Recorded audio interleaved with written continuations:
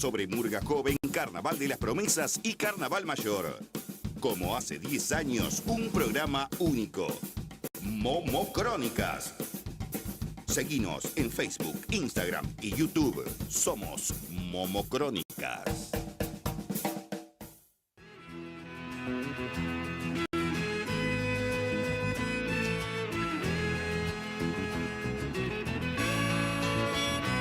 Buenas tardes, amigos. Buenas tardes una vez más con un velero llamado Libertad. Desde las augustas paredes del estudio de radioarte.com en 18 de julio 1805, esquina Tristán Narvaja, el kilómetro cero del centro de Montevideo, una vez más estamos con ustedes en este tercer año. Hoy tenemos un programa 5 estrellas. Hoy tenemos un programa de colección. Está en nuestros estudios, del cual vamos a dialogar, vamos a hablar, vamos a preguntar y vamos a aprender. Gerardo Stushinsky, miembro ejecutivo sionista mundial en el World Zionist Organization. Gerardo, muy buenas tardes y bienvenido. Muchas gracias, Germán. Un placer estar acá contigo. El placer es todo nuestro. Gerardo, Polonia, familia que viene de Polonia. Mis abuelos nacieron en Polonia, pero mi papá nació en Francia. Nació en Francia. Y mis abuelos se escaparon cuando mi papá era chiquitito. Cuando los nazis invadieron Francia, ellos se tuvieron que escapar. Habían buscado una nueva vida en Francia. En Francia, perfecto. Y después tuvieron que buscar una nueva vida donde pudieron. Donde pudieron. Sí. Y se vinieron al Río de la Plata. Ellos se escaparon caminando de Francia a España, de Pirineos. España a Portugal, exactamente. Y en Portugal, mi abuelo fue a conseguir visas en los consulados que podía para ir a donde pudiera. Y consiguió una visa para Shanghái y una para Paraguay.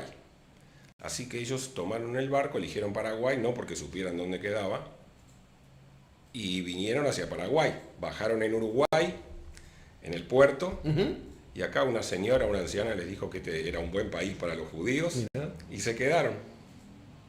Eso habrá sido en torno a 1930, 41.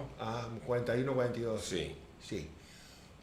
¿Cuántos tíos tenés? O sea, tu papá, ¿cuántos hermanos tenía? Mi papá tenía un hermano mayor. Un hermano mayor. Eran 4. Mi abuelo, mi abuela, mi tío y mi papá. Tú nacés en 1960. Y 5. ¿Vas a qué colegio? Al Yavne. A Yavne, que es el integral.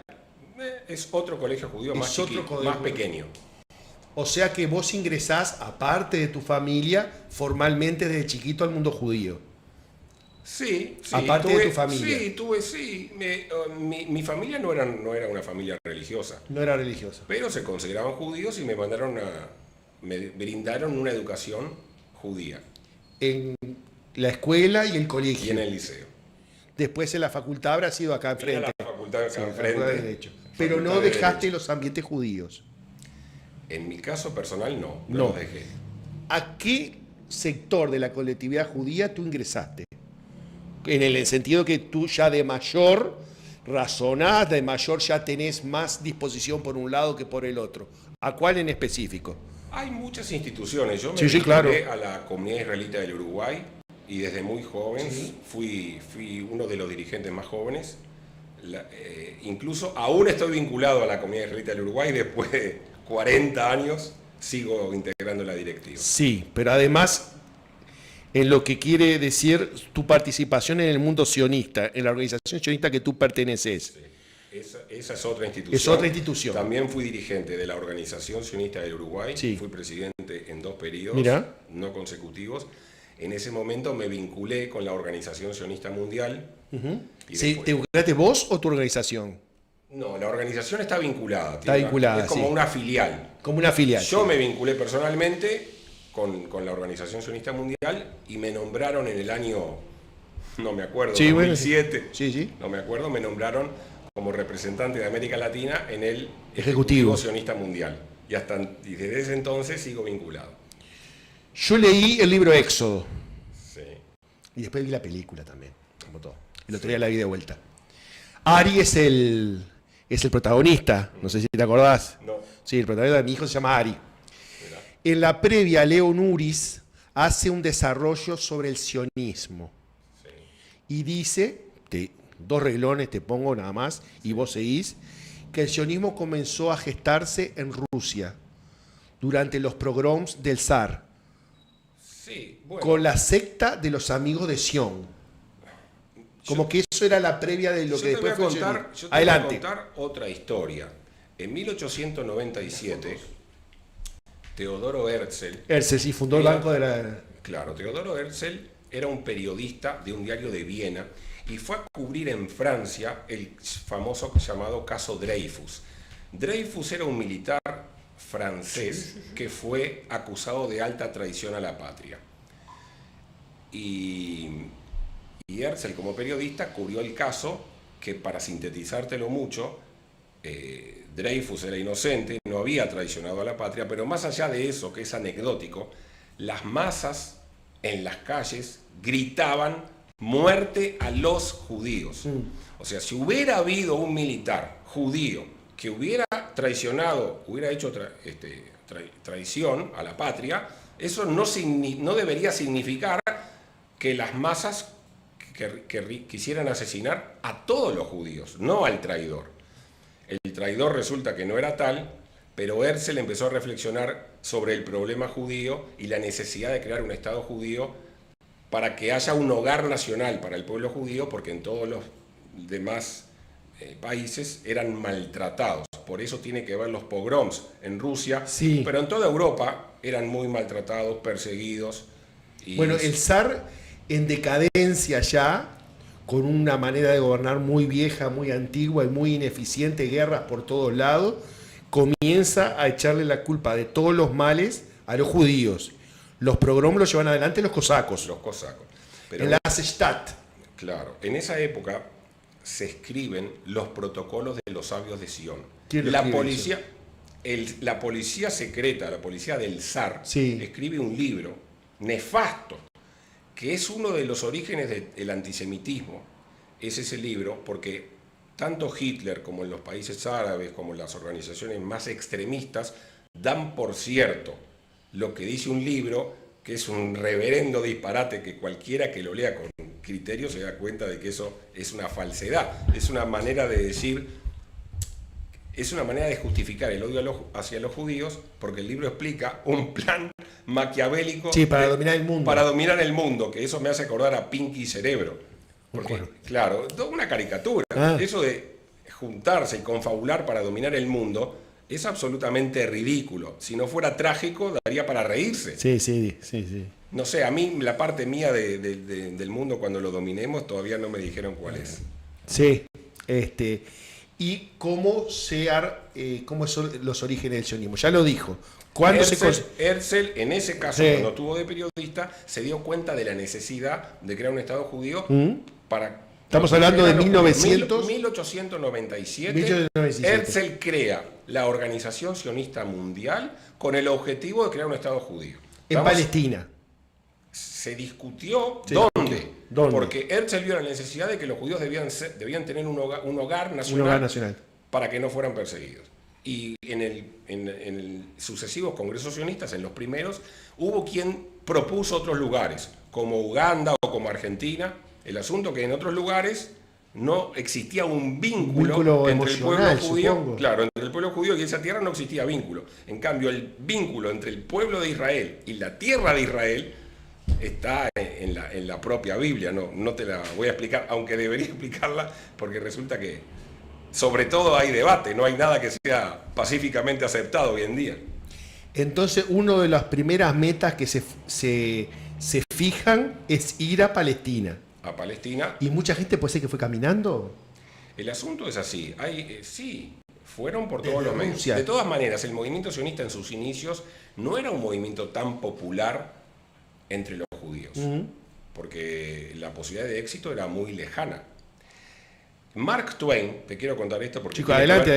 Tiene que ver con el conflicto actual. Mark Twain, que es un autor norteamericano que es famoso y que no es conocido por su amor a los judíos, tiene un libro que habla de una excursión a Palestina, una misión a Tierra Santa. Bien. Y él describe la Tierra Santa en esa época, fines del siglo XIX. Durante 3 días caminan en una expedición con burros. Durante 3 días no ven una sola persona.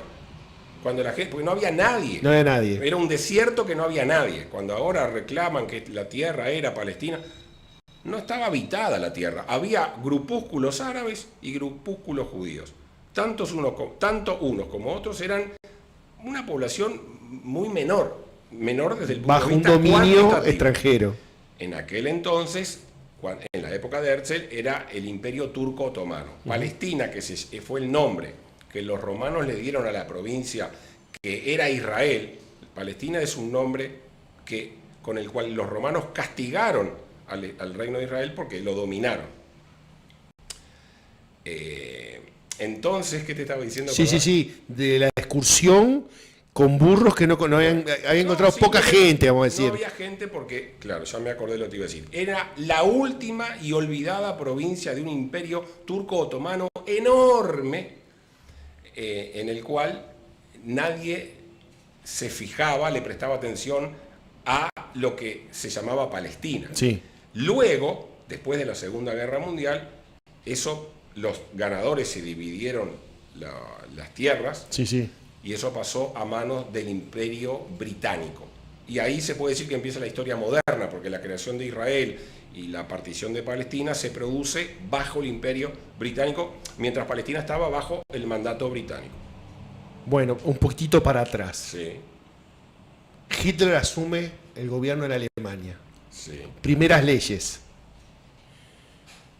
Van por los judíos de Alemania y por otras minorías, ¿verdad? Sí. Gitanos y minorías políticas. Minorías, minusválidos, homosexuales, todos los que no eran arios perfectos. Sí, y que no pensaban como él. Y que sí, claro, había por ejemplo, los políticos, claro. Marxistas, socialistas, anarquistas. Sin duda. Bueno, Hitler decía que los judíos eran marxistas, sí, basándose en que Marx era judío. Para los nazis, los judíos somos comunistas y por eso hay que matarnos. Para los comunistas, los judíos somos nazis y por eso también hay que matarnos. Son razones contradictorias, porque ninguna es tal, pero es una manera de justificar... Nixon también decía eso. Sí, es una manera de justificar el odio antisemita que... Una de las maneras. Que las justificaciones nunca son tales. A partir de ahí, Hitler comienza a invadir Europa. Cae país por país y enseguida van sobre más judíos. Así es. La Shoah tiene un día donde se inicia la conmemoración, ¿verdad? Es en enero. El 29 de enero, sí, las Naciones Unidas hace unos años, 10 años más o menos, decidieron que ese día se iba a conmemorar la Shoah. Capaz que un poquito más antes, de repente. Puede ser. Los 29 de enero... Pero hay otra fecha, que es el 9 de noviembre, ajá, que es la noche de los cristales rotos, porque en realidad el holocausto sucedió durante años. Sí, no, siempre hay una fecha simbólica. Las fechas son simbólicas. Hay una sí, fecha del 19 de abril, que es el levantamiento del gueto de Varsovia, donde murieron prácticamente todos los judíos que se levantaron contra el régimen nazi, sí, porque no tenían posibilidades ninguna. Y después hay otra fecha importante, que es la del 9 de noviembre, que es la noche de los cristales rotos. Es cuando los alemanes salen a quemar sinagogas y a quemar comercios judíos y asesinar una centena, 100 y pico de judíos los asesinaron en las calles, y vieron que no pasó nada, porque es un proceso. Entonces podemos decir que la noche de los cristales rotos es el inicio del exterminio de los judíos, porque el mundo no dijo nada. Sí. Es un proceso que los nazis mismos fueron aprendiendo. Te cuento, Gerardo. Y parece que no tiene nada que ver con lo que estás hablando, pero tiene que ver. El segundo socio comercial de Armenia es Irán. En cualquier parte de Irán vos podés ver la televisión pública armenia. Ajá. No sé qué día, tú me dijiste el 29 de enero. Para los armenios el 29 de enero comienza la Shoah.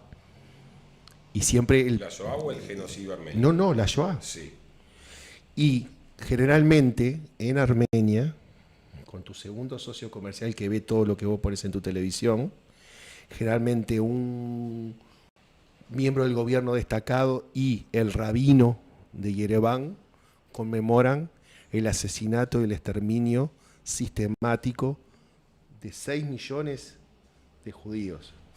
Para mí es un orgullo eso. ¿Sabes por qué? Porque los armenios reconocen el holocausto judío y tienen al lado a Irán. Irán no es amigo de nadie, pero es un socio comercial muy importante. Por eso, a partir de ahí, no solo a partir de ahí, te puedo decir que entonces en Europa del Este murieron 8 millones de judíos, quizás 6 millones de judíos, Sí. quizás otro millón más de gitanos. Bueno, en la Segunda Guerra Mundial. En la Segunda Guerra Mundial. Murieron 50 millones de Sí, personas. sí. La diferencia es que los judíos estaban encerrados y morían en un campo de concentración, y los rusos, que murieron 20 millones, estaban combatiendo. Sí, yo también te hablo de los que estaban en campo de concentración. Sí, había gitanos, había de todo. Sí. Todos los opositores, los que Hitler o el nazismo consideraba inferiores, porque tienen una teoría racial absurda. Sí. Los judíos ni siquiera somos una raza, ¿no? Pero nos mataban por ser una raza inferior y resulta que no somos una raza. Esa pequeña contradicción. Terminado el conflicto, hay una diáspora judía inmensa en el mundo. Y la preocupación de un grupo importante de judíos de establecer un Estado. Sí. La ONU toma cartas en el asunto. ¿Cómo es ese proceso? Paralelamente, hay quienes... A ver cómo empezamos. Hay quienes dicen que la Segunda Guerra Mundial y el Holocausto tuvo mucho que ver con la creación de Israel. Como estamos hablando de historia, yo no puedo hacer historia contrafáctica y decirte que no. Pero hoy te mencioné a Herzl, que creó el movimiento sionista 50 años antes de la Segunda Guerra Mundial. Y había judíos en Palestina antes de la Segunda Guerra Mundial. Eran pocos. Bueno, eran pocos. Todos eran pocos, como decir. Todos eran pocos, sí. Todos eran pocos. Y los judíos tenían un movimiento, el sionismo, que considera de que los judíos debían volver, los que vivían en esa diáspora, debían volver a la tierra que los vio nacer, donde surgimos como pueblo, la tierra de Israel. Sí. Así que lo que tú decís es cierto. Después del Holocausto, digamos, el resto de las naciones El no hicieron nada. El holocausto es un genocidio, sí, pero se le dice holocausto porque fueron quemados. El holocausto es la traducción de un nombre en hebreo. Que, bueno, hay una terminología nueva que se dice Shoah, porque no hay palabras en ningún idioma para designar todo lo que pasó. Para describir un genocidio de esa naturaleza. Entonces se inventó una palabra. No existía ese concepto en el idioma y en el razonamiento humano. Hubo que inventar palabras para describir lo que pasó. Sí. Bueno, entonces, como bien decías tú, después de la Segunda Guerra Mundial, el mundo entendió que era necesario que los judíos tengan un hogar nacional donde no sean perseguidos y masacrados, y eso impulsó a declarar la necesidad de crear un Estado judío junto con un vecino, Estado árabe, que no se creó porque los árabes no lo aceptaron. Esa, digamos, sería la historia resumida de Israel. La fecha de creación del Estado de Israel es...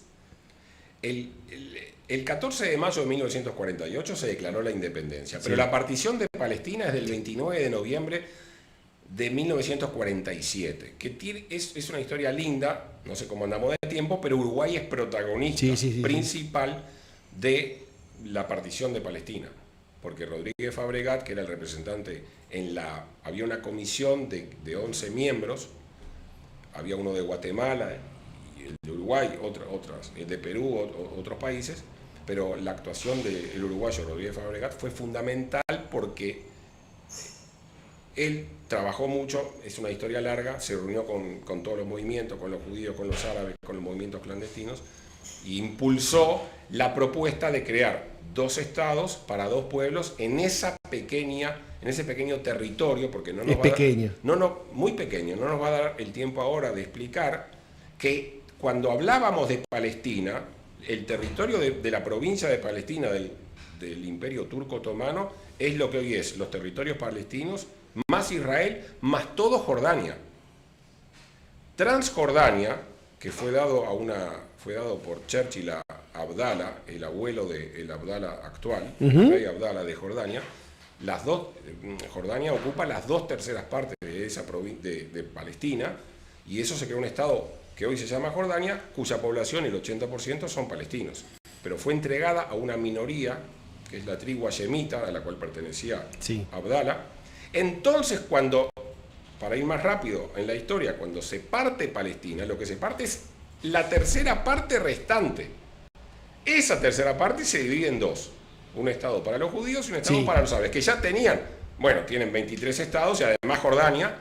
Bueno, sobre ese territorio, el territorio asignado a Israel, al estado judío, es menor a la superficie del departamento de Tacuarembó. Porque cuando uno dice los judíos, se cree que estamos hablando de masas y ejércitos poderosos. Estamos hablando Uruguay, que nosotros consideramos que es un país chico. Israel sería como un departamento de Uruguay. Igual es Armenia. Claro. Entonces, los judíos proclaman el Estado de Israel. Los judíos aceptan la partición. Aceptan la partición. La partición es una propuesta de las Naciones Unidas para solucionar un conflicto. Porque los judíos en entonces, igual que ahora, eran víctimas de las masacres de los árabes. Al-Husseini, que es el tío de Arafat, era aliado de Hitler, y ellos pasaban con los caballos y con las espadas y le cortaban la cabeza a todos los judíos que podían, ya antes de que Israel existiera. ¿Por qué había que crear dos estados? Porque podían vivir todos en uno. ¿Qué problema había? Pero resulta que los árabes no querían vivir con los judíos, se producían matanzas. Por eso la propuesta de las Naciones Unidas, cuando Gran Bretaña quiso irse de Palestina, la propuesta era crear dos estados. Los judíos aceptaron su estado, el estado judío, y lo llamaron Israel. Los árabes no aceptaron crear un estado árabe que debería haberse llamado Palestina, aunque los palestinos antes éramos nosotros los judíos. Seguro. ¿No? Pero bueno, para simplificar, el Estado árabe palestino, que hoy se llamaría Palestina, no fue aceptado ni en 1947 ni en sucesivas oportunidades cuando Israel, buscando la paz, lo ofreció al liderazgo palestino. Hay un mapita por ahí que andan, unas figuras. Truchos. Y trucho porque le falta la primera figura. No, los mapas son truchos, ese es un mapa verde, es trucho. Mapa que aparece Palestina con un territorio y de a poquito va a desaparecer. No recuerdo. Mirá, te voy a decir algo de ese mapa. Pienso que para buscar el camino del medio, pienso que a los palestinos les pasa lo que le pasa a las naciones que pierden las guerras. Pierden territorio. Lo mismo le pasó a Alemania, lo mismo le ha pasado a Japón. Te voy a decir algunas cosas. Sí. En primer lugar, yo vi el primer mapa. Mirá, el primer mapa es de Naciones Unidas. Le da a los dos la misma cantidad de costa, por ejemplo. La misma cantidad. Yo voy a ir al mapa, pero antes, déjame decirte esto. Adelante. No siempre la verdad está entre dos posiciones que están en los polos opuestos. No es así. ¿Me explico? Sí, claro. De hecho, en este caso no es así. Hay dos narrativas nacionales contrapuestas, una es totalmente falsa, históricamente falsa, y otra es verdadera, porque la historia se puede investigar. El asunto es ser lo suficientemente desapasionado para estudiar libros de historia de historiadores objetivos. Si uno hace eso, no es que la verdad está en el medio, no es así. Yo soy abogado y en un conflicto no siempre la verdad entre las dos partes está en el medio. A veces está de un lado, a veces está del otro, a veces está en el medio, a veces está más corrida para uno de los lados. Voy al mapa. Esos mapas famosos donde Israel se come Palestina, para empezar, el primer mapa ya es falso, porque nunca existió, nunca en la historia, ni en el 47, ni nunca antes en los siglos de los siglos, nunca existió una provincia, un estado, un reino llamado Palestina. Ya el primer mapa, que está todo pintado de un solo color, dicen esto es Palestina. Sí, pero no es el territorio que le dio la ONU. No. La partición, porque estamos... Puedo decir que partición no es igual a Estado. Claro, estamos hablando de mapas que no estamos viendo. Yo te digo, los más famosos, que hay 4 mapas, hay uno que está todo en verde y hay algunos puntitos blancos. Y lo blanco se va comiendo a lo verde. Claro, bueno, para empezar, nunca fue todo verde, pero no porque... nunca fue todo verde, porque nunca hubo un Estado soberano, un reino, o llamarlo como quieras. Pero yo te digo a partir del decreto de la ONU del 48. Ahí sí aparece un mapa de Palestina. Bueno, yo ahora te voy a decir posturas que son mías y no mías. Pero si estás vos acá, tenés que hablar vos por vos. Sí. La partición de Palestina fue una propuesta para que no haya guerra. Bien. Israel fue sometido a muchas guerras. Pero después... Espera un poquito. Cuyo objetivo proclamado abiertamente, está en todos los diarios, no es una oposición mía, lo decía Nasser de Egipto, el panarabismo, el liderazgo árabe, era echar a los judíos al mar. Sí. Entonces, como decías tú, si pierden una guerra, y pierden 2, y pierden 3, las zonas de seguridad se van ampliando. No pueden venir, aunque lo hacen, a reivindicar una frontera que ellos la rechazaron con guerras de exterminio. O sea, igual hay una línea llamada la línea verde, que son las líneas de armisticio del año 67, como que tuvieron alguna validez, pero que yo creo que no la tienen. O sea, por supuesto que buscamos la paz y la existencia de 2 estados para 2 pueblos, pero estamos hablando de una línea que fue de cese del fuego cuando los agresores eran los árabes y nunca aceptaron ninguna propuesta de paz. Lo que querían, y muchos ahora están en la misma tesitura, es que no existiera Israel. No estamos hablando, el conflicto no es por fronteras. La gente se cree que los palestinos quieren un Estado palestino. No es así. Lo conversamos en la previa. Hay que leer la constitución del Hamas en internet. No me tienen que creer a mí. No, pero jamás no son los palestinos, son los que se apropiaron de de la franja de Gaza. Son los gazatíes. Para simplificar la entrevista, vamos a hacer como que fuera así. Pero yo estuve en Israel la semana pasada. Sí. Hay encuestas entre los palestinos a quién elegirían hoy. Pero no importa, vamos a darlo por cierto. ¿Vos decís que gana de vuelta? ¿Pero son elecciones libres esas? Ellos, los palestinos, en toda la historia milenaria que no tienen, porque hace miles de años no existían, hace solamente 100 años que existe el conflicto, los palestinos votaron solamente una vez. Los palestinos votaron solamente una vez en el 2005. Sí. En Judea y Samaria ganó Al-Fatah. Al-Fatah, sí. Y en Gaza ganó Hamas. Ganó las elecciones parlamentarias en ese democráticas. Momento. Bueno, puede ser que en ese momento, porque jamás como que la gente le parecía que no eran corruptos, como que tenían unas buenas ideas y que eran principistas, vamos a decir, por utilizar el lunfardo rioplatense. Después se le vino. Está bien lo que tú decís. Después se le vino. Es una manera. Después te fueron a buscar a tus hijos, te los pusieron en el techo, hicieron escudos humanos. Claro, pero yo no sé si los palestinos deberían haberse sorprendido tanto. Es verdad que Al-Fatah estaba visto como corrupto. Muy corrupto, sí. Pero jamás nunca dijo que pensaba levantar la basura, poner alumbrado público, agua, saneamiento. No, nunca dijo eso. Dijo que iba a destruir Israel, porque eso es lo que está en su carta constitucional, y eso es lo que votó la gente. No están tan engañados. No estaban tan engañados. Y después de votar a Hamas, el pueblo puede sentirse tan sorprendido, tan extrañado, que al año dieron un golpe de Estado, asesinaron a todos los representantes de Al-Fatah y quedaron como un califato, donde ellos son los dueños de la vida de las personas. Sí, son los dueños de la vida de las personas. ¿Cuán sorprendido debiera estar? Vos decís que no, que fueron demasiado inocentes. No sé, yo me pregunto. No te convence esa situación. Yo me pregunto, no estoy seguro, me pregunto, ¿están realmente sorprendidos? No me cabe duda que son víctimas, de eso no me cabe duda. Pero, ¿están realmente sorprendidos? ¿Jamás no cumplió con lo que dijo o sí cumplió con lo que prometió? Es una pregunta que habría que analizar. Habría que retrotraerse a esa época. Yo no sé si jamás se presentó inmediatamente como una facción radical. Capaz que se presentó como que vamos a la mezquita, rezamos, vamos a distribuir dinero, estamos en contra de la corrupción. Viste que a veces la gente se aburre, se cansa de la corrupción. Yo te voy a decir, Hamas fue fundado en 1987 por Der Yassin, un jeque. Un jeque. Sí, ¿era un jeque? Yassin, sí, que estaba ciego. Sí. Parapléjico. No sabía que era jeque ese. Yo pensé que era una figura religiosa. Era una figura religiosa. Está bien.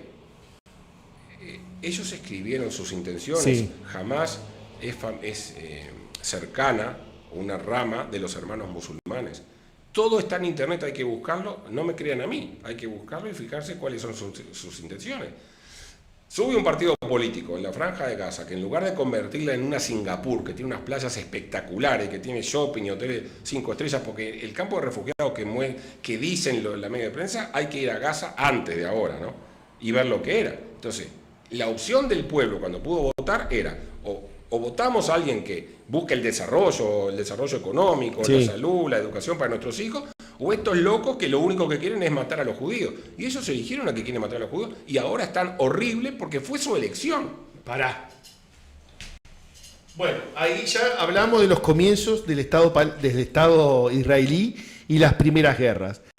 A fuerza de triunfos militares se han conseguido acuerdos de paz con Egipto. Lo describís muy bien. Sí. Porque es una lástima que sea así, ¿no? Claro, una cosa que quiero aclarar, si Israel hubiera perdido una sola guerra, es el fin del sueño. Es el fin del sueño. Hubiera desaparecido. Entonces es cierto, después de sucesivos triunfos militares, Israel logró firmar la paz con sus vecinos, con el más importante, con varios, sí, con Egipto. Con el más importante y más poderoso Egipto. Sí, más poderoso era. Claro, porque es el más habitado y era una potencia. Egipto se firma la paz en el 79. Egipto lo que hace es cambiarse de bando en la Guerra Fría. Era aliado de la Unión Soviética y para ser aliado de Estados Unidos hubo acuerdos económicos. No soy un experto en el tema, pero evidentemente que hay acuerdos económicos y entonces Egipto cambia de bando, hace la paz con Israel y se alía con, ahí con Estados Unidos. Ahí mandan matar al presidente de Egipto claro, de la época. A Sadat lo asesinan. Anwar el-Sadat. Anwar el-Sadat lo asesinan porque firma la paz con Israel. Sí. Y eso va contra la ideología de los hermanos musulmanes que tienen su origen en Egipto. Sí, está. Después con Jordania. Con Jordania fue en el 92. Rabin, que luego Isaac Rabin. Isaac Rabin firmó la paz con Jordania, pero con Jordania nunca era un estado de beligerancia muy importante, porque Jordania no es fuerte militarmente. Pero mejor que esté todo firmado, ¿no? Ni que hablar. La paz es el mejor negocio. Quienes creen que la guerra tiene algún interés, que alguien gana algo con la guerra, no sé si ganan los vendedores de armas. Pero la paz trae mucho mayores beneficios. Trae prosperidad. Económicos, te digo. Sí. Mucho mayores beneficios la paz que la guerra. Donald Trump generó algunos acuerdos de paz. Sí. ¿2 o 3 o 2? Sí, 4. 4, en entonces. Marruecos, Emiratos Árabes Unidos, Bahrein, me falta... ¿Sudán? No. Creo, pero el más con uno radical, que fue que Sudán. El más importante es Emiratos Árabes Unidos, que es una potencia, porque es un estado árabe que tiene mucho petróleo, pero a diferencia de casi todos los demás, utilizó el petróleo para el desarrollo de su gente. Entonces, Emiratos Árabes Unidos es una potencia científica en un montón de aspectos. Y al otro día que se firmó la paz con Israel, tienen un montón de acuerdos en distintos aspectos. Científicos, de agricultura, en fin, ciencia, un montón de acuerdos que son beneficiosos para ambos pueblos. Yo te aseguro que con números, la paz es mucho mejor negocio para todos que la guerra. Internet sirve, ¿sabes? Estoy convencido de que no es perjudicial. Pienso que en Internet se puede llevar adelante diálogos con gente que puede, no digo entrar en razón, pero confrontar puntos de vista. De repente confrontar no es la palabra más delicada para utilizar, pero para mostrar puntos de vista. Claro. Por ejemplo, bueno, a mí me quedaron de esa época amigos que viven en Israel. En Israel, en algún momento el árabe fue una lengua oficial. Todo el tiempo. Todo el tiempo. En Israel vos te tomás un ómnibus. Sí. Está en hebreo, en árabe y en inglés, en forma electrónica, pasan los 3 idiomas. Sí, en la moneda dice en hebreo, en árabe y en inglés. En la moneda, en los carteles de la calle, el árabe es una lengua oficial. ¿Las películas pueden tener una doble subtitulación? Pero tienen, no tengo duda. Y hay restaurantes árabes de comida los árabe. Mejores. Sí. Los mejores. Y hay mezquitas árabes. Ni que hablar, obvio. Bueno, te voy a hacer una pregunta. Hay 2 millones, te voy a hacer una pregunta tonta. Hay 2 millones de árabes en Israel con plenos derechos. Dale. Te voy a hacer una pregunta tonta, pero te la tengo que hacer. ¿Sí? En la franja de Gaza o en Jordania, ¿hay restaurantes hebreos? Ninguno. ¿Hay escuelas hebreas? Ninguno. ¿Qué pasa si le dices, vení, Samuel, en hebreo a otro? En los territorios palestinos hay un cartel que dice prohibida la entrada a judíos. En la Al-Fatah, que es el moderado, el moderado, claro, estableció que en el futuro Estado de Palestina va a ser de religión oficial islámica y que no se permiten judíos. Hay otros estados que existen que son así. No es el primero, porque es una ideología. Pero supongo que no son los que firmaron la paz con Israel. No. El que firmó con la paz con Israel, Sadat, era laico y lo asesinaron. Y bueno, después no, lógicamente, después el mundo... Nunca se pudo firmar una paz con Siria, por ejemplo. No, siempre es el mismo gobernante. Imagínate que en Siria, en esta guerra civil que tiene, hay 200, 300.000 muertos, no sé cuántos, decenas de miles de palestinos asesinados. A nadie le importa. ¿Vos viste alguna manifestación por los palestinos que asesinaron en Siria con bombas de fósforo? Yo no vi ninguna. O sea, no todos los palestinos se importan de la misma manera. Los que son asesinados, si se les puede atribuir la culpa a Israel, la gente hace manifestaciones en las calles con banderas y lloran y cantan. Bueno, a ver cómo son asesinados por eso, a nadie le importa. Bien, me das pie para otra cosa. Sí, me fui del tema. Y es así, esto es de nosotros, hablamos de lo que queremos. Es una cosa que me puso muy triste un tiempo. ¿Sabés que los cristianos en Mosul estuvimos mucho antes que los musulmanes? Obviamente, porque la religión musulmana empieza 600 años después. A los cristianos en Mosul, el Estado Islámico les empezó a cobrar por vivir ahí un disparate de plata. Es un impuesto que los dhimmi, que somos los judíos y los cristianos, debemos pagar. Si queremos vivir en un Estado islámico, tenemos que pagar un impuesto. Ahora no me acuerdo el nombre en árabe, pero no me acuerdo el nombre, pero no importa, el concepto es para poder era vivir. Inalcanzable. Por ejemplo, las familias armenias que vivían en Mosul era inalcanzable. O sea, o comías o le daban la plata a ellos. Y en Occidente, en la misma época, el mundo occidental y cristiano estaban con que no sé tema que había en Palestina. Claro. Ahí va la pregunta. ¿Siempre hay un porqué estar en contra de los judíos? ¿Siempre hay un porqué? ¿Siempre hay un porqué? ¿Siempre hay una buena causa para estar en contra de los judíos? Historia... Porque las imágenes de los cristianos quemados en Mosul llegaban. El cristiano miraba así y cambiaba. ¡Ay, si pasa otra cosa! A los cristianos en aquel Nadie. Bueno. Entonces yo me pregunto, Europa en 1940, España en 1400, no sé qué, el mundo ahora, hay distintas maneras de llegar a echarle la culpa de todo a los judíos. Está cambiando las formas. Yo no creo que nadie se ponga un bigotito cortito y salga a hablar en contra de los judíos. No creo en eso. Pero sí creo que hay distintas formas de asumir, decirle antisionismo, antijudaísmo, antihebreísmo, no sé. Sí, lo dijiste perfecto. El antisemitismo, que es ancestral. Estamos hablando de más de 2000 años, cuando los griegos tenían muchos dioses y odiaban a los judíos porque eran monoteístas. El antisemitismo fue evolucionando, fue mutando, cambia su ropa, pero en el fondo, pero en el fondo es exactamente el mismo. Yo te digo que los que cantan Palestina libre del río hasta el mar, a lo mejor saben, a lo mejor no, pero es un acto total de antisemitismo, porque están diciendo que Israel no exista. Entonces, se llama antisionismo, en la época de Hitler era un antisemitismo racial, después es un antisemitismo político, antisemitismo religioso, lo que sea. Tiene distintos ropajes, pero el antisemitismo es el mismo y cambia la justificación. Yo no odio a los judíos, odio solo al Estado de Israel, que es el único Estado judío y que el 97% de los judíos del mundo son sionistas y se sienten identificados con la centralidad del único Estado judío.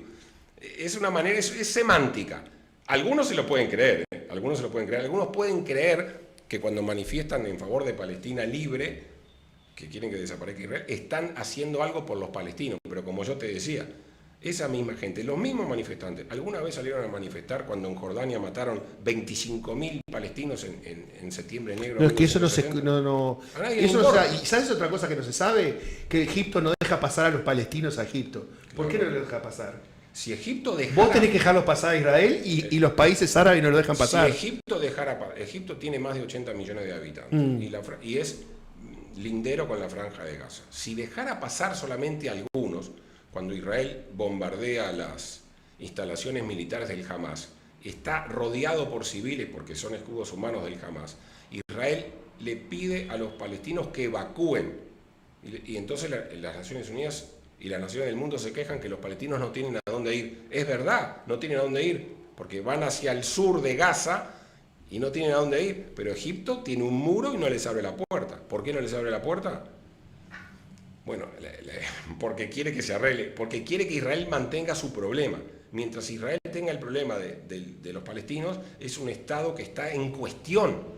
El único Estado del mundo, de los 200 países que existen en el mundo, el único en el mundo que le es cuestionada su derecho a existir, es Israel. Hay gente que cree justificadamente, yo no acepto que Israel tenga derecho a existir. Decime una cosa, ¿esa gente sabe si Senegal, Polonia o Malasia tienen derecho a existir? No tienen ni idea.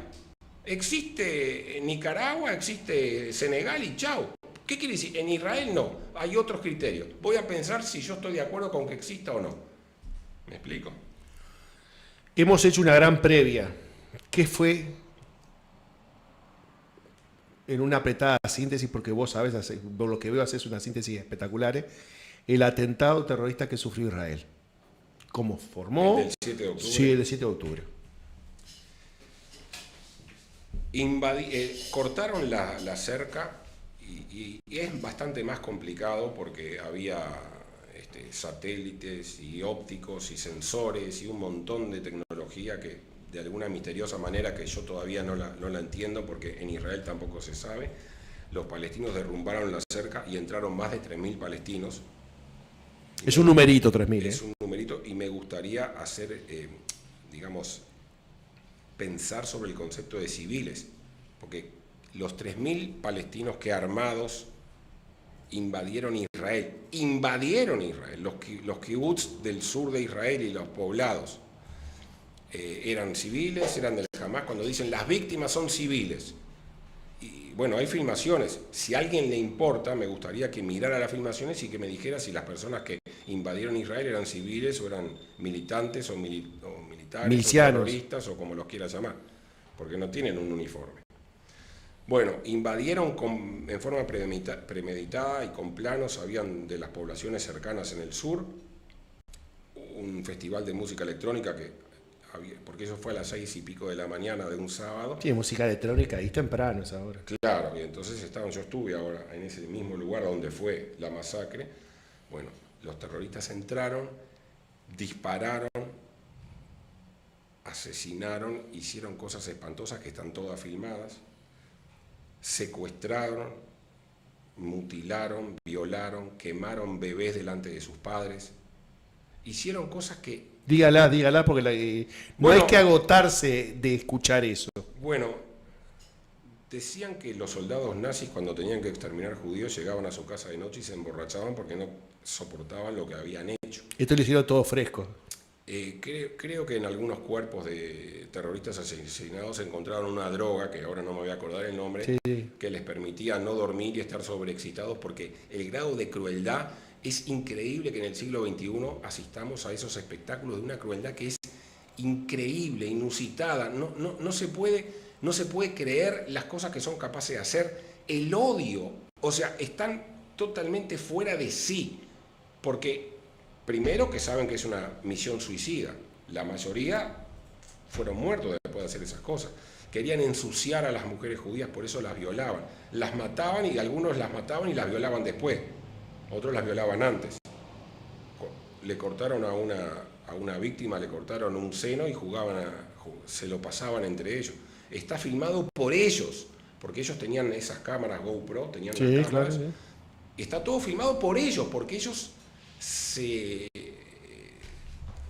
jactan de las cosas que hicieron, que el mundo después niega, ¿no? Porque no escuché ni a las Naciones Unidas ni a nadie decir condenar al Hamas. Eso no lo escuché en ningún lado. Los mandatarios extranjeros que iban a Israel, ¿iban a solidarizarse con Israel o iban a limitar la capacidad de respuesta? Las dos cosas. Las dos cosas. Pero yo te diría que en los primeros días se fueron a solidarizar. Mirá, bien. Después empezaron a ver que sus poblaciones, algún porcentaje de los cuales no les gusta Israel, vamos a decir, odian a Israel, porque hay antisemitismo en todas partes del mundo, cuando empezaron a medir los costos políticos de apoyar a Israel, empezaron a desapoyarlo, a sacar un poquito el apoyo, y bueno, hasta la situación actual que yo te diría que los líderes mundiales saben contra qué tipo de enemigo tiene que lidiar Israel. Pero no les queda bien transmitirlo mucho a sus poblaciones, que si hay En Europa y en Estados Unidos también hay grandes poblaciones, un porcentaje grande de población musulmana. Ellos no quieren hablar no quieren que esa población musulmana se tome algún dicho a mal. Entonces, los líderes saben de qué se trata, pero no lo expresan. 2 preguntas bobas, pero hay que hacerlas. En esa zona del planeta, ¿en cuántos países hay elecciones generales? En ninguno, solo en Israel. Solo en Israel. ¿En cuál de esas zonas hay un poder judicial independiente? Solo en Israel. Y de algo del poder judicial te quiero decir, cuando la gente acusa a Israel de apartheid, que es una manera política de combatir a Israel, es no por las armas, sino diplomática. Es una mentira, como te dije hoy, que los billetes y los ómnibus y todo, y los carteles tienen el idioma árabe. El presidente de la Suprema Corte de Justicia, que condenó a un presidente de Israel, Katzab, a ir a la cárcel por acoso sexual. No, Alto, señor Alto. Por acoso sexual. No, ese era Olmert. Olmert. Yo te estoy hablando de uno anterior. Anterior. Katzab era presidente. El presidente de la Suprema Corte de Justicia, que mandó a la cárcel al presidente de Israel, era árabe. Hay árabes que son parlamentarios, que tienen fueros parlamentarios, que son jueces, que son diplomáticos. El representante en Ecuador, por ejemplo, no sé si ahora, no te quiero mentir, pero era hasta hace un tiempo, el embajador de Israel en Ecuador era árabe. Los árabes son los mejores médicos en los hospitales. Uno, para decir que hay apartheid en Israel, lo único que tiene que hacer es entrar a un hospital cualquiera a cualquier hora. Entras a un hospital. Las enfermeras son árabes, los mejores médicos son árabes, la gente que está esperando son árabes. No existe eso. Es una de las maneras, la vía diplomática, de atacar la legitimidad a existir de Israel. ¿Los árabes que nacen en Israel tienen otro tipo de identificación? No, son ciudadanos plenos, absolutamente. La única diferencia que tienen los árabes con los que no son árabes es que no tienen la obligación de hacer el ejército, muchos de los cuales están empezando a hacerlo. Están empezando a hacerlo si quieren, porque en Israel, como el ejército, no hay un ejército, el ejército es el pueblo, sí. Está bien visto y es una manera de consenso y de adaptación social, incluso de igualación, porque ahí va el rico junto con el pobre, junto con el religioso, junto con el laico, y cada vez más árabes están optando por hacer el ejército en Israel. Hay oficiales de policía, hay todo. O sea, que puede ser que un día un árabe sea presidente de Israel. Sin ninguna duda. El asunto es que los árabes es el 20% sí. de la población general. Sí. Entonces, ¿cada árabe cuántos hijos tiene? No es todo lo mismo. Los árabes que viven en Israel son muy occidentales. Son muy occidentales. No tienen más 8 hijos. Ah. Les gusta ir al shopping de compra, les gusta tener un auto 0 kilómetros y no tienen 8 hijos. No, eso porque la cultura occidental, ellos son parte integrante, ciudadanos plenos de un Estado que es occidental, aunque en Oriente, pero es de cultura occidental y de valores occidentales, y ellos también tienen eso, quieren ser así. Ellos no quieren ir a vivir a Palestina, eso también es interesante. No hay un solo árabe israelí que el día de mañana se cree Palestina, quieren irse a vivir al lado. Sí, pero sería bueno que fueran, porque podrían llevar el mensaje de libre empresa, no hay democracia. Uno solo, son encuestas, porque no es un hecho. Pero el 100%, no hay un solo árabe que esté dispuesto a cruzar a Palestina, donde es otra cultura, otros valores, no son democráticos. En esa zona Israel es Occidente. Sí, que por eso están odiados, es visto como un implante Occidente está en crisis. Sí. Tiene una gran crisis de identidad. Por supuesto, por supuesto. En algo, yo no sé, yo no soy de las teorías conspiracionistas, pero cada día que pasa más, Occidente pierde identidad. Occidente no se da cuenta que tiene poblaciones musulmanas muy importantes. Por supuesto que entre los musulmanes hay de todo. Hay musulmanes modernos, hay musulmanes moderados, hay musulmanes que están a favor de la paz. Ni que hablar. La enorme mayoría son así. Pero como hay 1.800 millones de musulmanes en el mundo, si una minoría ínfima fueran extremistas y tuvieran esa interpretación, la más extrema, la más radical, ¿de cuántos millones estamos hablando? Bueno, entonces volviendo, hay una porción, hay un sector de población musulmana europea o en Canadá o en Estados Unidos, en Australia, no importa, en Occidente, que tienen esa visión extremista. Y ellos quieren conquistar Europa, lo dicen, hay manifestaciones, está en internet, está por todos lados, no es un secreto. Dicen que ellos van a conquistar a través de la demografía Europa. Lo dicen. Ahora, los europeos están por la paz, por lo de la igualdad sexual, otros valores, que por supuesto son los míos, pero me parece que están un poco distraídos respecto de lo que sus vecinos pretenden hacer cuando lo dicen abiertamente, no es un secreto. ¿Cuál es el futuro? Yo sé que es difícil elegir. El que pueda adivinar el futuro de manera legítima se vuelve millonario, pero... Lo que yo quiero manifestar como mensaje grande, es que Israel está luchando no solamente por su supervivencia, está luchando por el modo de vida que en Occidente nos sentimos tan cómodos y que no queremos cambiar. Es como decía Sanguinetti, es la frontera de Occidente. Y en este momento, acá la lucha es entre la civilización y la barbarie. Esa es la lucha que se está librando en Israel. Lo digo para muchos que se embanderan porque odian a los judíos, que se embanderan con el bando del Hamás. ¿Cómo alguien en Occidente, hay explicaciones que son un poquito complejas, cómo pueden embanderarse con unos terroristas que pretenden hacer del mundo un califato y subordinar a los judíos y a los cristianos, como vos bien dijiste, que si queremos vivir en un estado, en un califato islámico, los judíos y los cristianos tenemos que pagar un impuesto para que nos den el derecho a seguir viviendo? ¿Cómo alguien puede identificarse con esa visión? Bueno, hay explicaciones, pero son un poquito complejas. ¿Cómo le explicás a la gente que en tu corazón tenés dos banderas? No es complicado. Adelante. No es complicado. En Uruguay nadie vería raro que yo fuera francés y uruguayo. Nadie. Es más, soy francés y uruguayo. Sí. En este caso. Sí. Pero hay... Vamos a decir legalmente. Sí, legalmente. Étnicamente. Bueno, étnicamente los judíos no somos una raza. No son una etnia. No. Los judíos, hay judíos de todos los colores. Vos vas a Israel, tenés judíos amarillos, blancos, negros. Sí, etíopes. Hay de todo. No somos una raza. Son una nación. Una nación, exactamente. Que se reúne de varias etnias. Claro, igual que todas las naciones. Sí. Entonces, si vos ves que a vos te parecía lo más normal del mundo que un uruguayo hable italiano y ame Italia. Por los abuelos. Es lo más normal del mundo. Nuestra generación accedimos a esas cosas. Los domingos al mediodía comemos pasta, amamos Italia, escuchamos música en italiano, hablamos en italiano. ¿Alguien va a acusar a alguno de doble fidelidad? No. ¿Por qué? Porque lo más importante es que con Francia o con Italia o con España compartimos valores. Si somos estados democráticos, entonces vos podés ser francés y uruguayo, italiano y uruguayo, español y uruguayo, canadiense y uruguayo. O israelí, en este caso judío y uruguayo. No hay ninguna contradicción. Amo Israel, es mi madre patria cultural, donde nacieron mis antecesores lejanos. Amo Israel, amo esa cultura, amo ese idioma, me siento identificado con esos valores. No soy una persona muy religiosa, pero bueno, la religión que no profeso sería esa, la judía, no la otra, ¿no? Es una manera de identificarse. Entonces no hay contradicción alguna. Políticamente en Israel, ¿qué votás? Sería un atrevimiento de mi parte decir a quién voto, porque te voy a decir.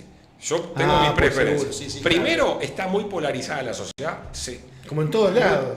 Allá es peor. O sea que si yo dijera que voto a uno, voto a otro, estoy generando un montón de conflictos que no vienen al caso.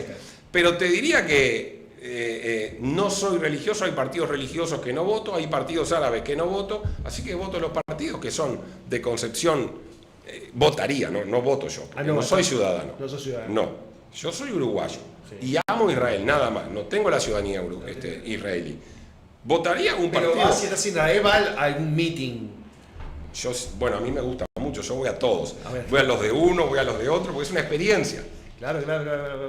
Voy, sí. Tengo algunos vínculos con gente que hace política, ¿cómo no? Bueno, yo quiero agradecerte que estés acá. No es nada fácil defender los puntos de vista de Israel, pero supongo que estando convencido ya es un poco más fácil, ¿verdad? Totalmente convencido. Mira, te voy a hacer un cuento cortito. Sí, adelante. Me hizo acordar la palabra convencido y que estoy mirando la fachada de la Universidad de la República de la Facultad de Derecho. Sí.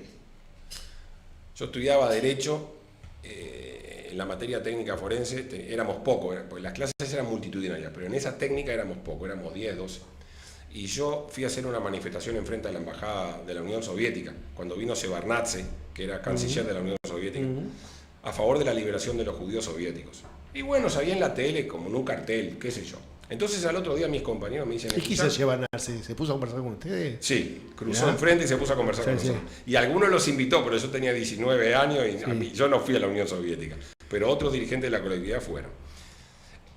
Entonces mis compañeros al otro día me dijeron, che, te vimos en la tele, ¿qué estabas haciendo? Le digo, mirá, estaba manifestando por los derechos de los judíos soviéticos a salir de la Unión Soviética, a salir a Israel. Y me trataron de loco. Dice, no hay ningún judío que quiera salir del paraíso soviético, no hay ninguno que quiera salir. Digo, no, mirá que yo conozco, tengo historia de gente que está en la cárcel, que están, que no se les permite, no solamente emigrar, sino no se les permite estudiar hebreo y tener su identidad, es un delito en la Unión Soviética. No había caso, eran 11 contra mí. Yo decía una cosa y los 11 decían otra. A los 2 años cayó el muro y 1 millón de judíos soviéticos emigraron a Israel, o sea que yo tenía razón. Eso fue una enseñanza de joven. El hecho de que todos te digan que no tenés razón no significa que no la tengas. Es como te decía hoy, entre 2 puntos no siempre la verdad está en el medio. A veces está solo de un lado. Muchas gracias. Bueno, un placer. Queridos amigos, que tengan un buen descanso. Nos vemos dentro de 7 días en un velero llamado Libertad. Muchas gracias.